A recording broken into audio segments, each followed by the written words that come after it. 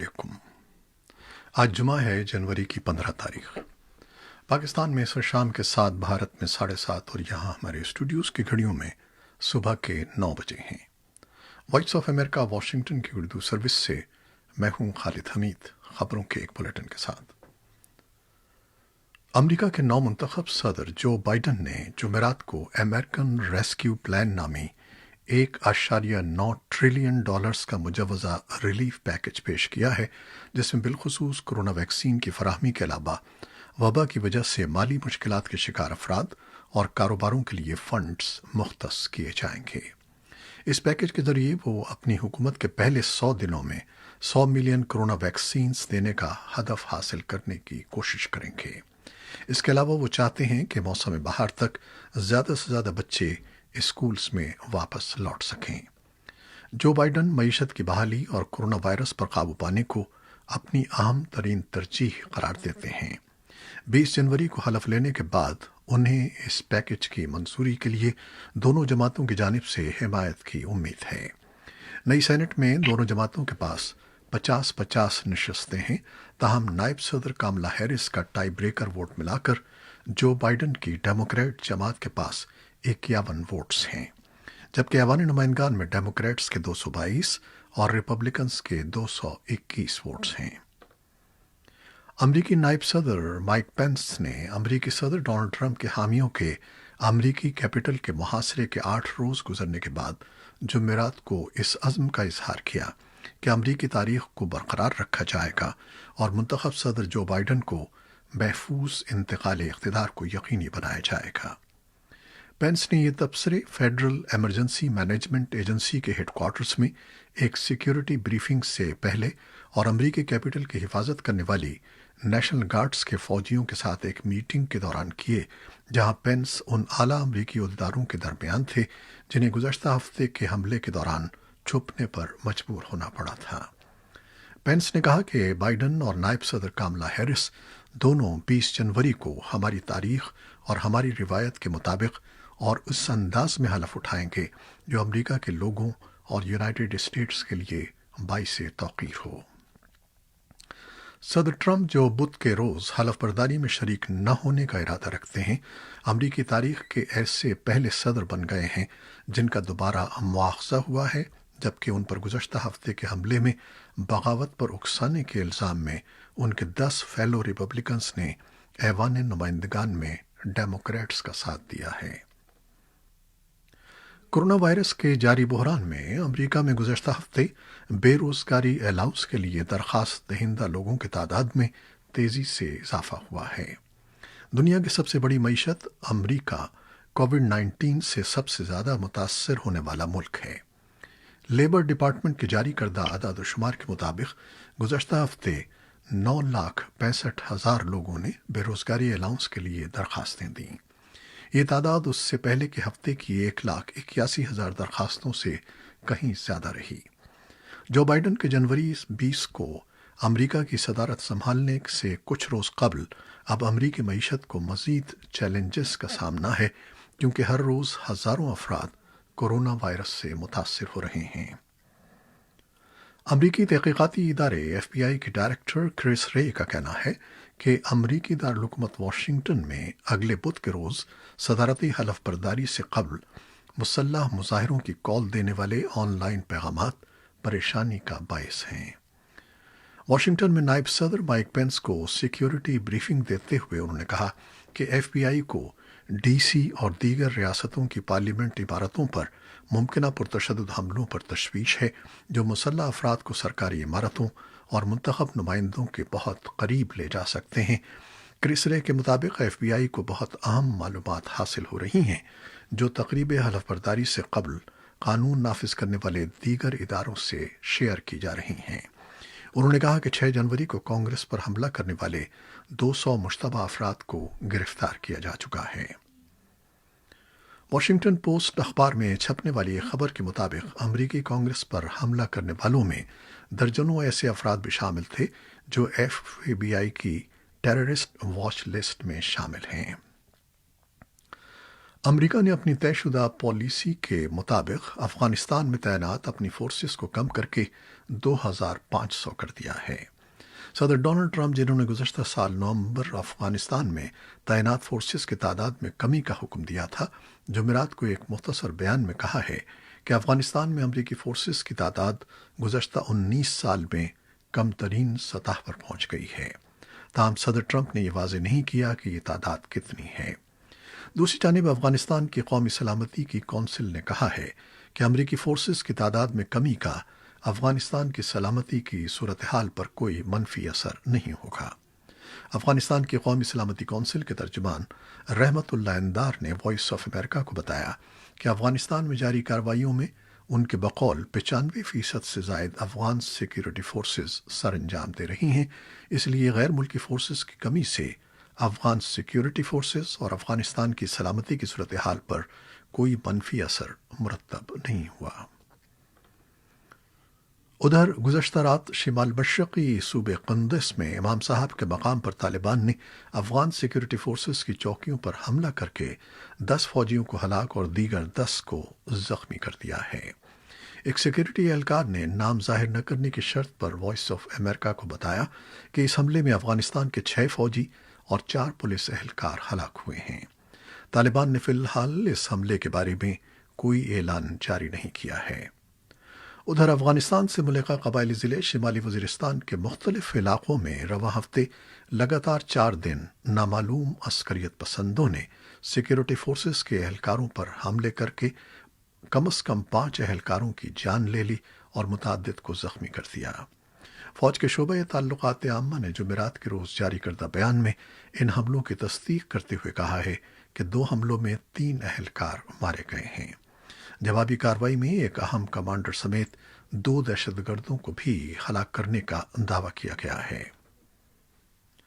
پاکستان میں صحافیوں، خاص کر خواتین صحافیوں کے خلاف انٹرنیٹ پر نفرت آمیز مہم چلانے اور انہیں ہراساں کرنے کے واقعات میں اضافے پر صحافیوں کے حقوق کے لیے کام کرنے والی بین الاقوامی تنظیموں نے تشویش کا اظہار کیا ہے۔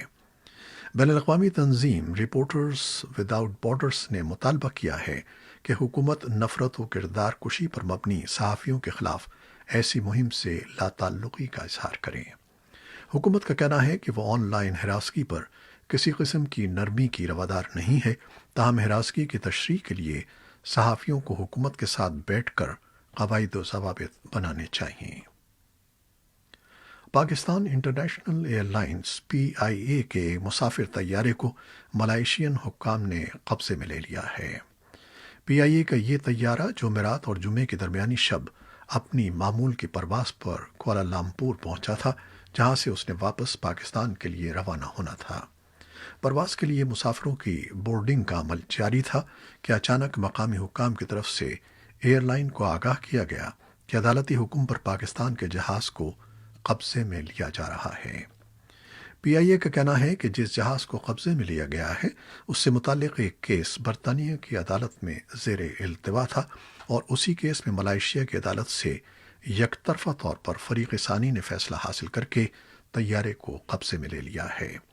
حکام کے مطابق سفارتی سطح پر معاملے کو حل کرنے کی کوشش کی جا رہی ہے۔ یاد رہے کہ PIA نے 12 سال قبل لیزنگ کمپنی پیری گرین سے بوئنگ 777 طیارہ لیز پر حاصل کیا تھا۔ بعد ازاں ادائیگیوں کے معاملے پر فریقین کے درمیان تنازع چلا آ رہا تھا۔ ایویشن ذرائع کے مطابق پیری گرین اور PIA کے درمیان $14 ملین کا تنازع ہے، جس کی وجہ سے جہاز کو تحویل میں لیا گیا ہے۔ وادی کشمیر کو بھارت سے ملانے والی 260 کلومیٹر طویل سری نگر جموں شاہراہ گزشتہ کئی روز سے بند ہے، جس کے نتیجے میں سینکڑوں مال بردار اور مسافر گاڑیاں پھنس کر رہ گئی ہیں۔ دوسری جانب وادی کے لیے پیٹرولیم مصنوعات اور اشیاء خورد و نوش کی قلت پیدا ہو رہی ہے۔ لوگوں کو درپیش مشکلات کے پیش نظر مقامی سیاسی جماعتوں اور تاجر برادری نے وادی اور جموں خطے کو ملانے والے متبادل راستوں کو ہر موسم میں قابل استعمال بنانے کا مطالبہ دہرایا ہے۔ مقامی افراد کا یہ بھی مطالبہ ہے کہ جموں اور کشمیر اور بیرونی دنیا کے درمیان رابطوں کو بہتر بنانے کے لیے ایسے تمام قدرتی راستے کھولے جائیں جو کئی دہائیوں سے سیاسی وجوہات کی بنیاد پر بند پڑے ہیں۔ بھارت کی بارڈر روڈز آرگنائزیشن کے ایک ترجمان نے وائس آف امریکہ کو بتایا ہے کہ شاہراہ کو دوبارہ گاڑیوں کی آمد رفت کے قابل بنانے کے لیے کام تیزی سے جاری ہے، لیکن پل کی مرمت میں مزید 10 دن درکار ہیں۔ بنگلہ دیش کے جنوبی حصے میں قائم روہنگیا پناہ گزینوں کے ایک کیمپ میں جمعرات کے روز بڑے پیمانے پر آگ بھڑک اٹھنے سے سینکڑوں عارضی گھر جل کر راکھ کا ڈھیر بن گئے۔ اقوام متحدہ کے پناہ گزینوں کے ادارے UNHCR نے کہا ہے کہ آتش زدگی کی لپیٹ میں آنے والی عارضی پناہ گاہوں کی تعداد 550 سے زیادہ ہے، جس کے نتیجے میں تقریباً 3500 سے زیادہ پناہ گزینوں کا یا تو سارا سامان جل کر راکھ ہو گیا ہے یا اسے جزوی طور پر نقصان پہنچا ہے۔ UNHCR نے کہا ہے کہ وہ متاثرہ پناہ گزینوں کو چھت، گرم کپڑے، کھانا، دوائیں اور پناہ گاہیں بنانے کا سامان فراہم کر رہے ہیں۔ یہ کیمپ کوکسز بازار ضلع میں میانمار کی سرحد کے قریب واقع ہے۔ سیکورٹی حکام مقامی اداروں کے ساتھ مل کر آتش زدگی کی وجہ معلوم کرنے کی کوشش کر رہے ہیں۔ اور اب کورونا وائرس سے متعلق کچھ خبریں۔ پاکستان میں کورونا وائرس کے شکار مزید 45 مریض دم توڑ گئے ہیں، جس سے بعد ملک میں عالمی وبا سے ہلاکتوں کی کل تعداد 10,863 ہو گئی ہے۔ سرکاری اعداد و شمار کے مطابق گزشتہ 24 گھنٹوں کے دوران 40,359 افراد کے کورونا ٹیسٹ کیے گئے ہیں، جن میں سے 2,417 افراد کے ٹیسٹ مثبت آئے ہیں۔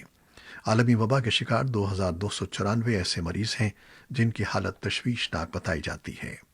پاکستان میں 4,69,000 سے زیادہ مریض صحت یاب ہوئے ہیں اور ملک میں اب تک 72,84,000 سے زیادہ ٹیسٹ کیے جا چکے ہیں۔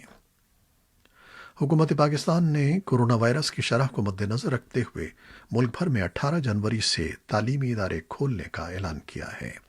National command and operation centre کے ایک اجلاس میں فیصلہ کیا گیا ہے کہ 18 جنوری سن 2021 سے 9، 10، 11ویں اور 12ویں جماعتوں میں درس و تدریس کا سلسلہ دوبارہ شروع ہو جائے گا، جبکہ پہلی جماعت سے 8ویں جماعت تک تعلیمی سرگرمیاں 1 فروری سن 2021 سے شروع ہوں گی۔ ماہرین صحت کے مطابق بازاروں کی نسبت تعلیمی اداروں میں کورونا قواعد و ضوابط پر عمل درآمد کرانا نسبتاً آسان ہے۔ جان ہاپکنز یونیورسٹی کے اعداد و شمار کے مطابق اس وقت دنیا میں کورونا وائرس سے متاثرہ افراد کی تعداد 9,30,00,000 تک پہنچ چکی ہے، جبکہ اس سے 20 لاکھ افراد جان سے ہاتھ دھو بیٹھے ہیں۔ امریکہ 2,30,00,000 کورونا مریضوں اور لگ بھگ 4 لاکھ اموات کے ساتھ بدستور سر فہرست ہے، جبکہ اطلاعات کے مطابق ویکسین کی مانگ میں مسلسل اضافہ ہو رہا ہے۔ بتایا جاتا ہے کہ بہت سے ہسپتالوں میں ویکسین کی کمی کا سامنا ہے اور بعض مقامات پر ویکسین کی دستیابی کے لیے موجود ٹیکنالوجی کریش کر گئی ہے۔ جان ہاپکنز یونیورسٹی کے مطابق جاپان میں گزشتہ ماہ کے دوران کووڈ-19 سے متاثرہ افراد کی تعداد میں شدت سے اضافہ ہوا ہے اور اب جاپان میں کورونا مریضوں کی تعداد 3,10,000 تک پہنچ گئی ہے۔ جرمنی کے ڈیزیزز کنٹرول کی ایجنسی کے سربراہ نے کہا ہے کہ ملک میں نافذ لاک ڈاؤن کے قواعد میں کئی خامیاں ہیں۔ ان کا یہ بیان ایک ایسے موقع پر آیا ہے جب جرمنی میں وبا سے اموات کی شرح میں اضافہ ہو رہا ہے اور یومیہ اموات کی ریکارڈ تعداد سامنے آ رہی ہے۔ برازیل کی ریاست ایمیزوناس کو آکسیجن کی شدت کی کمی کا سامنا ہے، جس کی وجہ سے ہسپتالوں میں موجود کورونا وائرس کے مریض دم گھٹنے سے ہلاک ہو رہے ہیں۔ بین الاقوامی نگراں گروپوں کے مطابق شام کے شمالی حصے میں مبینہ طور پر اسرائیل کے فضائی حملوں کے ایک سلسلے میں کم از کم 57 افراد ہلاک ہو گئے ہیں، ان میں سے بیشتر جنگجو ہیں۔ ان حملوں کا ہدف مبینہ طور پر ایران کے ہتھیاروں کے گودام اور جنگجو تھے۔ انڈونیشیا میں 6.2 شدت کے زلزلے اور اس کے بعد آنے والے آفٹر شاکس کے باعث مختلف واقعات میں 35 افراد ہلاک اور سینکڑوں زخمی ہو گئے ہیں۔ خبر رساں ادارے رائٹرز کے مطابق جمعرات اور جمعے کی درمیانی شب جزیرے سولاویسی میں آنے والے زلزلے کے بعد زلزلہ پیما مرکز نے آفٹر شاکس کا بھی انتباہ جاری کیا ہے۔ یہ تھیں وہ خبریں جو فیس بک لائیو پر ہم نے آپ کے لیے پیش کی۔ ہماری ویب سائٹ اور یوٹیوب پر یہ بلیٹن پوسٹ کر دیا جاتا ہے، جسے آپ بعد میں بھی دیکھ سکتے ہیں۔ خالد حمید کو اب اجازت دیجیے گا۔ اللہ حافظ۔